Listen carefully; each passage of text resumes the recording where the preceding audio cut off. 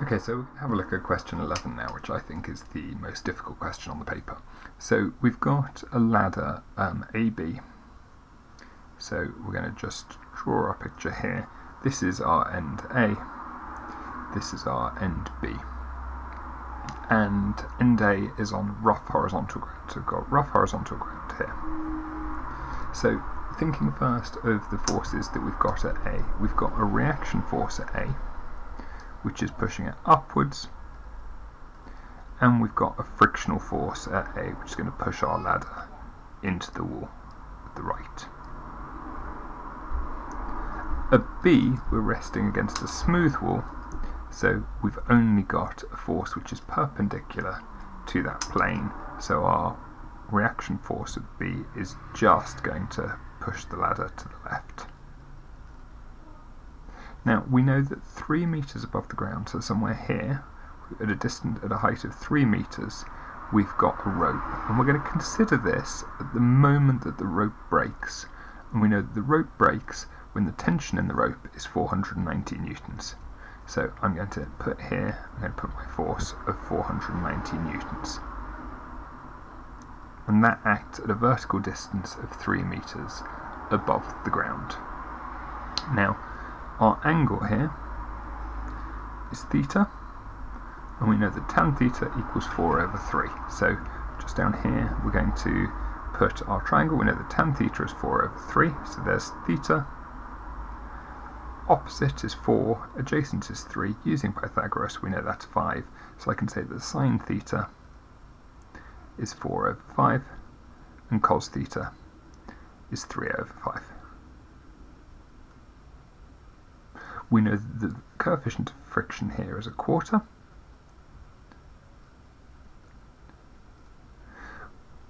We've got a mass, which is, because it's uniform, we're going to have that mass having an effect in the middle of the ladder. So we've got a force down here of mg, where this is 6 meters. And at a point where AP is 9 meters, so this is A, so another 3 meters further on,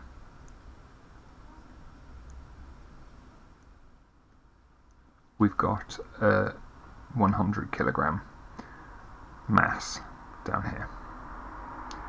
And at the moment that this rope breaks, the forces are in perfect equilibrium. And once we've got that diagram, the rest of it should be fairly standard. So we're going to start by taking moments around A. So if I take moments around A, I'm going to look at my clockwise moments first. So this 490 newtons act in a clockwise direction. It's pulling the ladder round to the right. So remember, I'm looking at the perpendicular distance from that force to the pivot. We know that that distance there is the same as this distance here, it's 3 meters. So I've got 490 times by 3. This is also acting clockwise. So I've got the force of mg times by, with the perpendicular distance, it's going to be this distance here. I've got 6 up here, angle theta, so times by 6 cos theta. Similarly here, I've got 9 meter length here.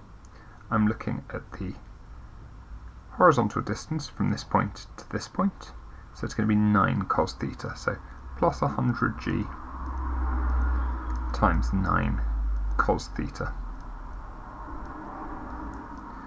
1, 2, 3. Those are all of my clockwise moments. My anti-clockwise moment then is going to be from RB. I'm looking at what this distance down here is, from here down to the pivot. It's the same as the height above the base. So this length here, this height, is going to be 12 times sine theta. So equals RB times 12 sine theta. Okay, so let's start simplifying it. 490 times 3 is 1470, plus 9.8 times m times 6 cos theta, so times 18 over 5, plus 100 times 9.8, 980, times 9 cos theta, times 27 over 5, equals RB times 12 sine theta, times 48 over 5.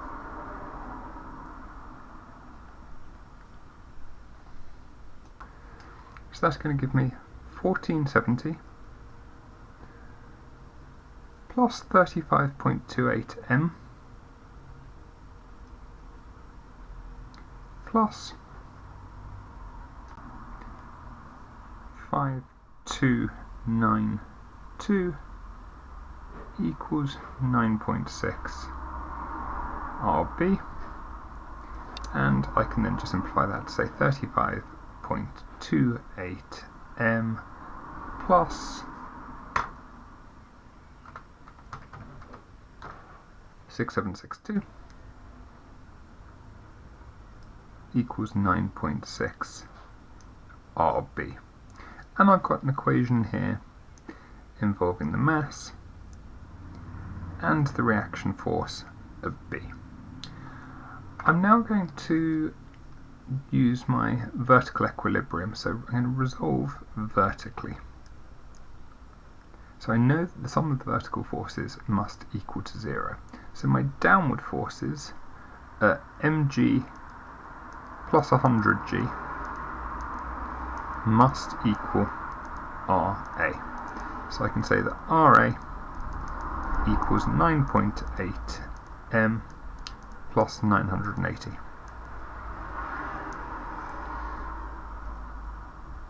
Resolving horizontally,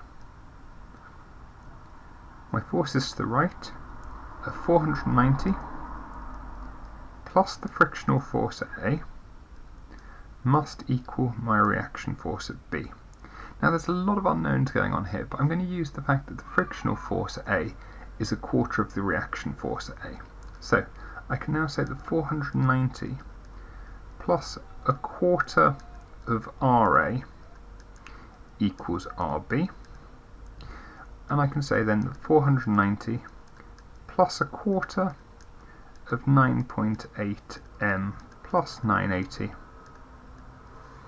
equals Rb. Simplifying that, 490 plus 2.45 m plus 245 equals Rb. So I've got 2.45 m plus 735 equals Rb. Now, as you can see, I've got two equations, both in boxes, both which involve the mass and the reaction force at B, and nothing else. Now, I'm trying to find the mass, so the easiest thing to do is going to be for me to eliminate Rb. So the way I'm going to do that, I'm going to times this equation by 9.6.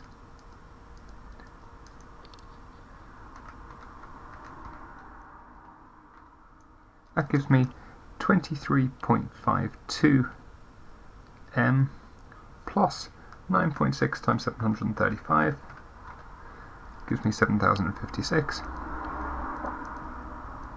equals 9.6 Rb, and I can then make these two sides equal to each other. So I've got 35.28 m plus 6762 equals 23.52 m plus 7056. Bringing the m's all to the left hand side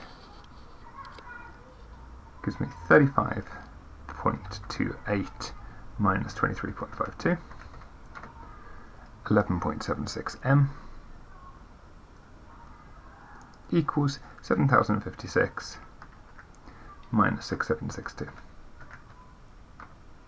Gives me 294. Divide 294 by 11.76,